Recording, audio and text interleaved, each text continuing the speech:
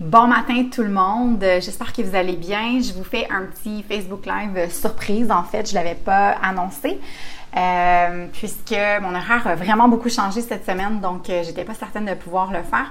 Donc voilà, c'est une surprise, vous allez pouvoir les réécouter en rediffusion au pire aller. Aujourd'hui, je vous parle de fatigue surrénale. C'est un sujet que j'ai abordé dans mon compte Instagram cette semaine dans le cadre de mon live hebdomadaire. Et je fais toujours mes vidéos en anglais sur Instagram et donc j'ai décidé de faire des vidéos ici en français. Et donc, les gens anglophones et francophones vont avoir accès au contenu en français et en anglais. Pour ceux et celles qui sont nouveaux et nouvelles sur ma page, je suis Claudine Larivière, je suis coach et experte en nutrition et en productivité. Donc, en fait, moi, ce qui me passionne, c'est de vous outiller au niveau de votre nutrition pour que vous puissiez devenir le plus performant et productif possible. Donc, voilà. Si vous venez sur ma page en ce moment et que vous avez des questions par rapport au sujet, je vous invite à les poser. Ça peut être très, très, très interactif. J'ai différents sujets, informations que je veux partager avec vous. Mais rien n'empêche de poser vos questions. Ça va vraiment me faire plaisir. Alors, je répète, le sujet, c'est « Êtes-vous à risque de fatigue surrénale ?» Avec le rythme de vie qu'on a en ce moment, tout bouge rapidement, la technologie qui évolue et tout ça, souvent, ça va ajouter même un stress dans notre journée. Il y a beaucoup de bruit ici. On s'attend beaucoup, les gens s'attendent en fait qu'on va être très réactif par rapport à nos messages, par rapport aux emails qu'on va recevoir dans la journée, qu'on va être très disponible aussi. Salut Val! On va être très disponible aussi pour faire nos meetings. Donc, nos horaires sont un peu folles et c'est important, je pense, de comprendre que même si le rythme de vie s'accélère, ça ne veut pas dire que notre corps est fondamentalement bâti pour pouvoir accueillir plus de stress dans notre vie. Donc aujourd'hui, je vais vous donner un petit peu une idée de c'est quoi la fatigue surrénale parce qu'on est vraiment tous et toutes à risque et il y a beaucoup de symptômes qui peuvent vous donner un indice si vous en souffrez en fait de cette fatigue surrénale-là. Et je veux aussi que vous compreniez que je ne suis pas médecin, alors je ne peux pas faire un diagnostic. Ce que je vous donne, c'est des pistes que peut-être que vous êtes à risque de cette condition-là. Et après ça, il s'agit d'aller voir avec votre médecin qu'est-ce qu'il y en est si vous vous reconnaissez dans ce que je vais parler aujourd'hui. Donc, premièrement, les glandes surrénales sont responsables de tout ce qui est action-réaction. Donc, quand on est dans un processus, soit au travail, soit dans notre vie personnelle, puis qu'on vit beaucoup de stress, on a toujours nos glandes surrénales qui sont situées juste sur le dessus de nos reins, ça le dit, surrénales. Ces glandes-là sont responsables de produire et d'envoyer dans notre système toutes les hormones de stress comme le cortisol, l'adrénaline, le noradrénaline. Donc, c'est vraiment quelque chose qui va répondre en fonction de la situation dans laquelle on est pour nous permettre de survivre. Donc, le but de produire des hormones de stress, puis le but de ces glandes-là, en fait, c'est de s'assurer qu'on va être maintenu en vie. Et j'aimerais retourner un petit peu peut-être en arrière par la suite pour vous faire comprendre pourquoi, en fait, il n'y a pas de bon ou de mauvais stress. Du stress, c'est du stress, je le dis toujours. Et pas parce que c'est dans une situation dans laquelle on est plus confortable que le stress va pas avoir un impact sur notre santé et qu'à long terme, ça va pas s'accumuler pour créer en fait des conséquences qui sont néfastes sur notre santé. Donc, c'est un peu ça aussi le but de ma vidéo, c'est que vous compreniez que le stress, on peut s'adapter, mais à un moment donné, c'est quand même notre corps qui prend le coup constamment. Et à moyen et à long terme, c'est sûr qu'il va y avoir des conséquences encore plus grandes sur notre santé. Donc, il faut être encore plus à l'écoute. Malheureusement, on a tous des burn-out, des surmenage professionnels, dépression, anxiété et à différents niveaux, mais il ne faut vraiment pas les négliger. Il faut vraiment écouter notre corps quand il nous envoie des signaux. Et ces glandes-là, donc les glandes surrénales, sont faites pour ça. Mais malheureusement, c'est comme la fin de la société, on perd un peu les signaux qui nous sont envoyés. Donc, c'est de les repérer et de voir, est-ce qu'en fait, je suis à risque de développer d'autres troubles pour ma santé ou est-ce que je suis capable de gérer, d'évacuer ce stress-là et de le diminuer aussi dans la journée. Fait que ça, on va en parler aussi aujourd'hui.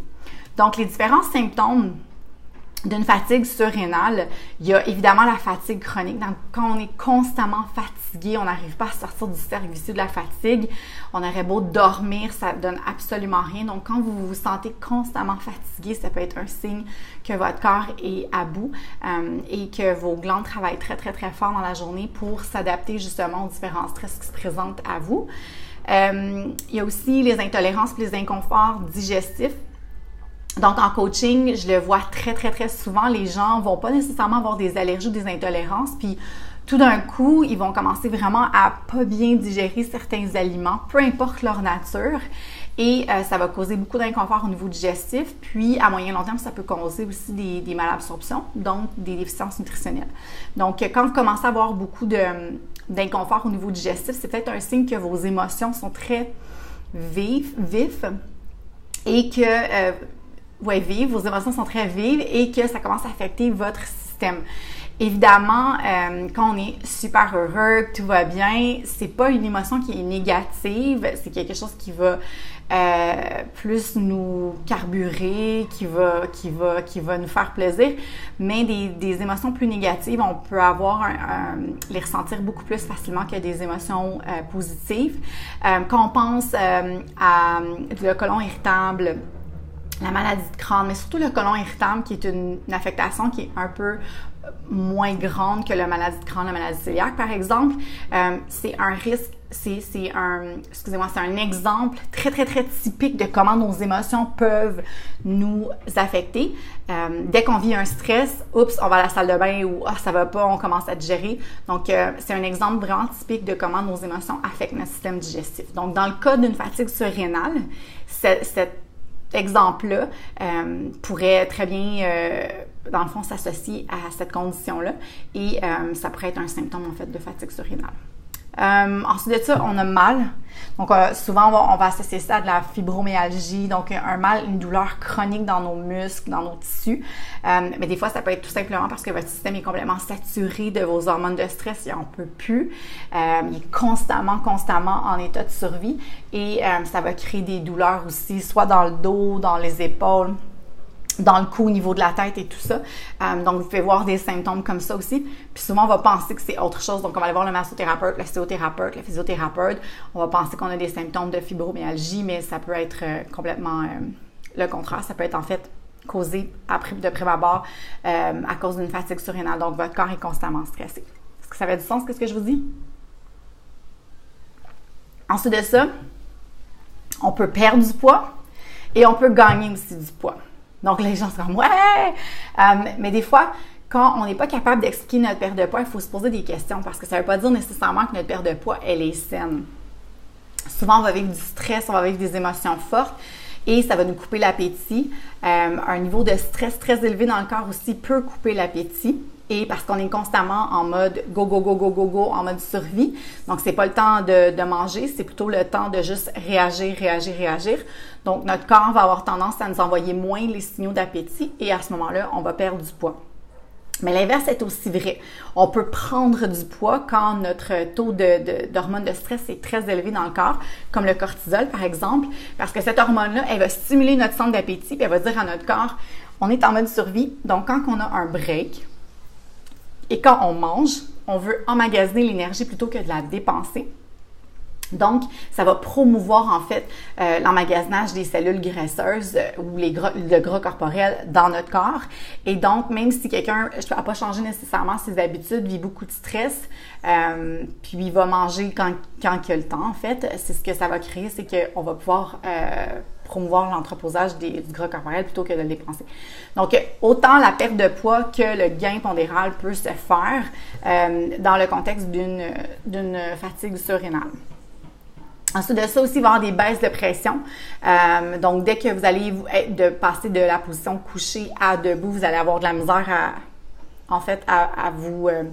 à vous stabiliser, vous allez avoir des pertes d'énergie, vous allez être étourdi. Donc ça, c'est des chutes de pression. Pourquoi? Parce que quand je suis en mode survie puis que mon corps est constamment réactif, lui, sa job, c'est de faire en sorte que le sang circule de façon efficace à travers tout mon corps. Pour ce faire, les hormones de stress vont envoyer le signal dans mon corps de dilater mes veines et mes artères pour que le sang puisse plus efficacement être distribué à travers le corps. Mais c'est pas nécessairement bon parce que justement, ça va créer des chutes de pression très rapides. Donc, une des façons de savoir si c'est une surcharge ou une fatigue surrénale, c'est que quand vous allez voir votre médecin avec votre pression artérielle, si la pression, elle monte beaucoup, donc il y a vraiment un gros écart, ou elle va chuter encore plus, ça c'est vraiment, en fait, trop d'hormones de stress dans le corps, fait que ça peut être un bon indicateur aussi. On perd ses cheveux, donc quand on est stressé, on commence à plus perdre nos cheveux. Ça peut être un autre signe. Puis aussi la pigmentation de la couleur, donc on peut commencer à perdre la pigmentation de la couleur. Ce qui est un drôle de phénomène, mais en fait, ça, c'est tout dû, n'oubliez pas, à des hormones de stress qui sont très, très, très élevées dans notre système, dû justement à notre corps qui est juste plus capable de dealer avec tout ce stress-là qui est imposé physiquement et mentalement pendant la journée. OK? Donc, il n'y a pas juste le stress mental. N'oubliez pas que tout ce qu'on vit aussi mentalement et émotionnellement, ça va se transformer aussi dans un stress physiquement. Ça peut être un stress directement physique aussi qui se passe sur votre corps, mais les deux travaillent ensemble. All right? Donc, qu'est-ce qui cause en fait la fatigue surrénale? Bien, je vous en parle depuis tantôt, c'est le stress chronique dans nos vies. Donc, c'est le fait qu'on est toujours en mode action-réaction. C'est sûr qu'on n'est plus comme il y a des centaines d'années dans une situation où les glandes surrénales agissent, étaient activées parce qu'il y a un ours qui nous courait après alors qu'on est en train de chasser. Donc, c'est plus vraiment la situation qui se passe, mais une centaine d'années, c'est pas nécessaire pour notre corps d'évoluer au niveau de notre ADN. Donc, n'oubliez pas que tous ces systèmes-là nerveux, hormonaux, sont programmés dans notre ADN. Donc, quand on vient pour évoluer, ça prend des milliers et des milliers et des milliers d'années avant que notre corps soit capable de le faire. Mais des centaines d'années, c'est pas suffisamment. Donc, on réagit encore comme quand on était des chasseurs et qu'on était à risque de se faire poursuivre et de se faire manger par un ours, un lion ou peu importe. Donc, quand vous arrivez dans votre bureau, vous allez travailler, que quelqu'un vous cause du stress, soit en vous criant après, soit en faisant du harcèlement psychologique, soit en ajoutant sur votre horaire 2-3 meetings, puis là, votre horaire, elle est super surchargée, ou des clients vous appellent, vous devez quitter, vous êtes en déplacement toute la journée, puis vous devez vous déplacer rapidement entre des rencontres pour satisfaire la demande du client. Donc, tout ça, c'est un stress et ça va faire réagir votre corps de la même façon que si un ours ou un lion partait à courir après vous. Donc, c'est sûr que c'est pas comparable, mais votre corps, encore une fois, est programmé pour réagir de la même façon. Donc, votre boss qui vous crie après, c'est la même affaire qu'un lion qui vous court après. Donc, notre corps, il n'est pas bâti pour accumuler constamment ce niveau de stress-là, ce qui arrive malheureusement actuellement. Et c'est pour ça que nous, les beaux humains que nous sommes, on fait des burn-out, on fait des crises d'anxiété, on n'est pas capable en fait de retourner au travail, puis on doit s'adapter d'une nouvelle façon parce que notre corps est plus capable d'emmagasiner autant de stress comme il faisait avant. On n'est vraiment pas bâti pour ça. Donc, les solutions qu'il faudrait apporter, mais en fait que moi je vous propose aujourd'hui, premièrement, ce serait de s'attaquer directement au stress. Donc, comment est-ce que je peux diminuer au quotidien mon niveau de stress qui m'est imposé ou auquel je suis exposée? Parce qu'à la fin de la journée, la décision, elle vous revient. Donc, comment est-ce que je peux diminuer mon stress? Et là, encore une fois, c'est pas juste de l'évacuer après votre journée de travail. C'est aussi de mettre en place des méthodes, des stratégies qui vont vous aider pour que ce stress-là vous affecte pas autant à travers la journée et que vous ne l'emmagasiniez pas, en fait, dans votre corps puis qu'il n'y ait pas des conséquences sur votre santé par la suite. Donc, c'est vraiment de travailler en amont et en prévention plutôt toujours que de travailler en réaction. Parce que comme je vous dis, votre système nerveux, avec vos glandes surrénales, c'est de l'action-réaction constamment et c'est ce qui crée le stress dans votre corps. Donc, ce qu'il faut faire, en fait, c'est de travailler en prévention pour pas qu'on soit toujours en réactivité par rapport à tout ce qui se passe, soit dans notre vie personnelle, dans notre environnement, au travail, peu importe. OK?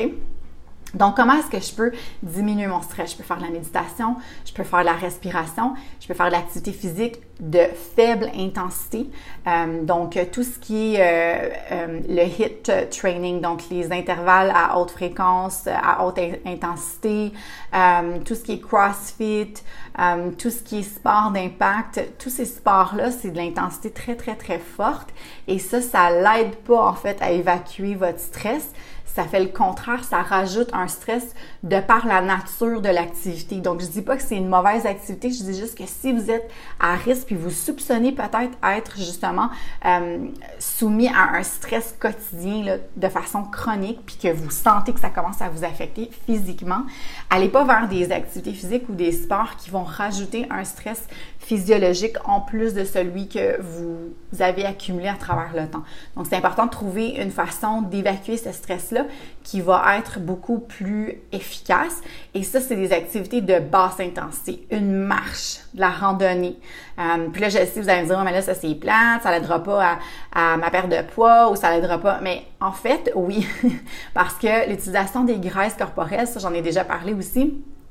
La fameuse lipolyse, donc l'utilisation de vos graisses corporelles comme source d'énergie, se fait justement à basse intensité, donc à 60% de votre capacité cardiaque maximale. Et c'est ce qui va permettre à votre corps d'avoir moins de stress et de lâcher ou de laisser aller complètement ce dont il n'a pas besoin. Donc, au contraire, c'est hyper efficace, même si vous sentez que vous n'êtes pas aussi efficace à l'entraînement. Donc, vraiment, l'activité de basse intensité. La méditation, soyez pas trop dur envers vous, faites juste l'essayer 5 minutes par jour avant de vous coucher, en vous levant le matin. 10 minutes aussi peut-être de respiration, donc la cohérence cardiaque, c'est quelque chose que j'utilise beaucoup avec mes clients en coaching. Ça l'aide énormément à diminuer l'anxiété et à évacuer le stress. Vous pouvez faire des exercices de visualisation. On a accès à plein de belles ressources gratuites en plus en ce moment. Maintenant, sur YouTube ou si vous regardez dans votre entourage, il y a plein de professionnels de la santé qui partagent des techniques comme ça sur leur page professionnelle ou sur leur site web. Fait que je vous invite vraiment à regarder puis à explorer des choses, même si ça vous rend inconfortable. Essayez, explorer parce que clairement, la façon qu'on vit en ce moment, ça nous sert pas. Donc, comment est-ce qu'on peut adapter la situation pour que ça nous serve puis qu'on mette pas à risque toujours notre santé puis que c'est pas nous qui payons le prix à chaque fois. Ensuite de tout ça, bien évidemment, la nutrition. La nutrition, c'est quelque chose qui va venir supporter votre corps au quotidien. Quand on vit beaucoup de stress, souvent, on peut être à risque de déficience nutritionnelle, comme je vous disais, parce qu'on peut mal absorber ou on peut moins manger. Donc, assurez-vous d'avoir une alimentation de qualité, mangez frais, mangez le moins procédé possible parce que il y a des stress, comme je vous disais, physiologiques, donc physiques, qui peuvent aussi arriver sur votre corps. Manger des aliments qui sont très procédés, qui sont très frits, qui ont beaucoup de sodium, par exemple, ça peut ajouter un stress à votre corps parce que ça ne permet pas le bon fonctionnement, ça ne permet pas en prévention puis en amont de prévenir d'éviter en fait les maladies cardiovasculaires, métaboliques, là, nommez-les, mais tout ça travaille ensemble pour soit vous aider ou soit vous rendre malade. Donc, c'est vraiment important aussi de regarder votre nutrition. Okay? Donc, juste pour récapituler mes solutions, essayez de diminuer votre stress qui vous est imposé ou que vous vous imposez au quotidien. Okay? Donc, il faut absolument trouver des solutions. Ensuite de ça, ça peut être de la respiration, ça peut être de la méditation, ça peut être aussi de la cohérence cardiaque. Essayez de prioriser les activités physiques de basse intensité et non de haute intensité. Donc, un jogging très léger, de la marche, de la randonnée, du yoga, des pilates. Ça peut être des façons vraiment de vous aider à évaluer votre stress de façon efficace puis d'optimiser votre composition corporelle en même temps. Fait que ça fait 2 pierres d'un coup. Et misez aussi sur une alimentation qui va être beaucoup plus fraîche, beaucoup plus naturelle, beaucoup plus locale, bio, pour pouvoir éviter le plus possible la transformation des aliments qui pourraient apporter des composantes qui vont rajouter un stress, dans le fond, sur votre corps, soit en les digérant ou soit en s'accumulant dans votre corps. Donc, j'espère que ça vous a aidé. J'espère que c'était intéressant. Si vous avez des questions par rapport au sujet, ça va vraiment me faire plaisir d'y répondre. Et bien, sur ça, je devrais vous revoir très bientôt. Donc, merci d'avoir été là. Bye!